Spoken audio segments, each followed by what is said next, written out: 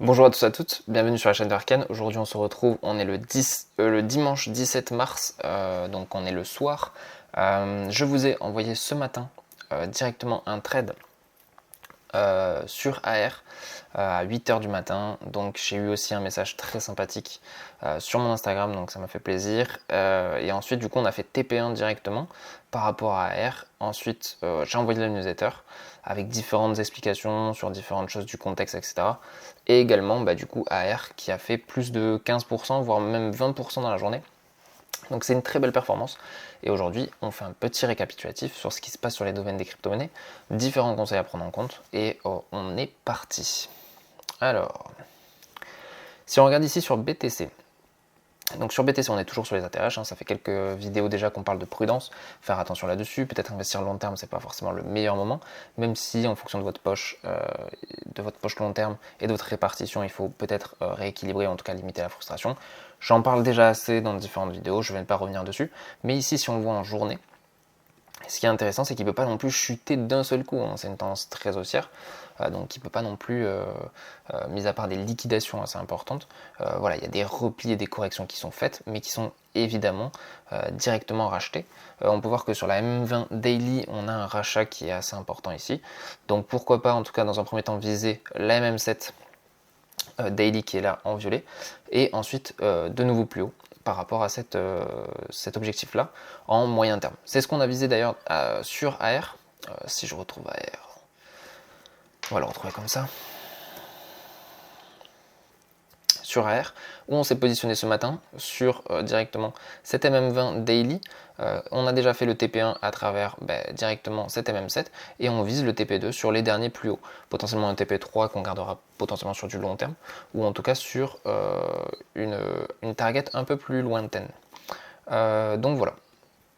Ici directement, en fait on avait cassé cette MM50 grâce à une bougie très impulsive.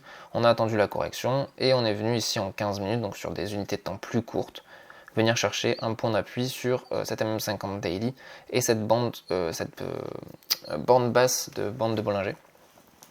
Et voilà, on a attendu une confirmation, un break, on est rentré sur ce break là, avec une invalidation claire en dessous de cette dernière bougie. Voilà, voilà pour AR, voilà, toutes les cryptos les plus fortes ont réagi, et c'est là où il faut être présent. Là où il y a du flux, là où il y a des liquidités. Ça ne sert à rien, comme j'ai fait il y a 2 jours, de rentrer sur GLMR, alors que c'est une crypto, il y a très peu de flux de liquidité pour le moment. Même si c'est une crypto qui n'est pas encore partie, il faut savoir se pencher sur du moyen terme ou sur du court terme, sur les cryptos qui sont les plus fortes. Ok, donc ça c'est un principe simple, on surfe sur la vague, on ne s'oppose pas à un mur. Voilà par rapport à ça. Ici, si on se penche, moi j'ai un projet par exemple là, ici, on a déjà fait pas mal de vidéos sur la chaîne par rapport à Rune USDT. Si on voit en semaine, c'est une crypto très forte qui a rebondi sur sa MM20 weekly. Donc on est venu chercher de nouveau plus haut, donc ça c'est très bien. Donc elle a une configuration très haussière. Okay, si on descend en journée, elle n'a pas fait sa MM20 daily, mais elle suit un peu toutes les autres cryptos avec une réaction. Une réaction sur un support assez important. Si on se penche en daily, en horaire, on peut voir que bon, elle a réagi en daily sur son support, et là actuellement, potentiellement, elle vient à casser une trendline ici, qui était en fait la trendline un peu de correction, c'est-à-dire qu'on est venu descendre en escalier. Et donc là, potentiellement, si on se casse cette trendline, on serait amené à venir chercher en tout cas de nouveau plus haut, ou en tout cas venir chercher toutes les liquidités qu'on a accumulées ici sur les différents points. Okay, donc ça, c'est un setup qui est intéressant, surtout qu'on vient de casser cette MM20 cette MM50 pardon, en horaire, donc en 1 heure, qui tenait le prix à la baisse. Là, vous voyez, on est venu se faire repousser ici avec la bande haute de Bollinger qui était plate. Et également la MM50 qui était très pentue. Donc ici on vient de la casser, la bande de Bollinger vient de s'ouvrir. Donc moi je viens de lancer un trade avec une invalidation en dessous des derniers plus hauts, des derniers plus bas pardon, et en dessous de cette MM50. Donc ce sera mon invalidation si on clôture en 1 heure en dessous de cette bougie là. Je clôturerai mon trade. Voilà, aujourd'hui je vais faire très court parce que c'est le trade que, entre guillemets, il fallait être là ce matin pour profiter de AR avec les plus 20%, donc ça c'est très intéressant.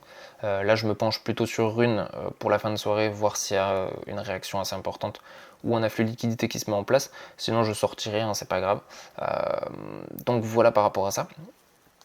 faut savoir que sur du long terme, on reste prudent, on n'est pas à l'abri d'une correction et d'une cascade de liquidation, donc on fait attention par rapport à ça. Demain matin, je pense que je vous ferai directement une présentation, en tout cas, des plans de la semaine par rapport aux indices et le forex. Donc on va faire des briefs un peu plus fréquents, peut-être plus courts, avec différents concepts et surtout des cas pratiques. Donc ça c'est vraiment important, parce que vous êtes nombreux à venir directement en message privé pour me demander des conseils, etc. Mais le plus important c'est la pratique et en temps réel. Donc n'hésitez pas à venir sur Instagram pour venir échanger, il n'y a pas de problème là-dessus. Moi je vous partage directement soit des trades, en tout cas ce que je fais, et les différents newsletters. Donc là j'ai sorti une newsletter ce matin, avec une thématique assez importante et assez intéressante.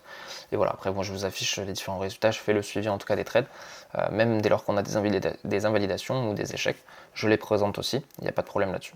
Mais n'oubliez pas un principe, on surfe sur les vagues, on ne s'y oppose pas. Et le principe même de l'investissement, en tout cas du trading, c'est d'aller sur les actifs où il y a du flux de liquidité, sinon on s'ennuie. Okay, s'il n'y a pas de volatilité, ça sert à rien d'investir ou de trader là-dessus, tu vas te faire chier et au final tu as plus de probabilité de te prendre un sell que de réussir ton trade.